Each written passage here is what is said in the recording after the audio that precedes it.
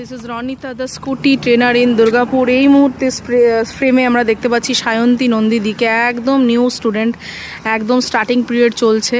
তো সে কিন্তু এইভাবে ফ্লোয়িংয়ে একদম সুন্দর ফ্লো দিয়ে গাড়িটা কিন্তু ঠিক ব্যালেন্স করে নিয়ে চলে এসছে এবং চালাচ্ছে। হ্যাঁ, খুবই এক্সাইটেড এবং হাসি মুখে চলে এসছে। কেমন লাগছে? খুব ভালো লাগছে, আনন্দ হচ্ছে, ভীষণ আনন্দ হচ্ছে। হ্যাঁ, খুব কনফিডেন্ট। বাহ, ভেরি গুড। আরে ওয়েলকাম, তুমি আমার থ্যাংক ইউ বলো না, এখন অনেক টাস্ক আছে, সেগুলো আমরা করি একদম। করেছিস ততটুকুর জন্য থ্যাংক ইউ।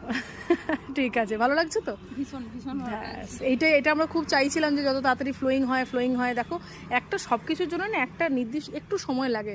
যদি আমি সেফভাবে শিখতে চাই, এটা যদি আমি তাড়াহুড়ো করতাম, তাড়াহুড়ো কিন্তু হতো, কিন্তু তাতে আমার রিস্ক জোনটা বেশি থাকতো, মানে রিস্ক নিয়ে।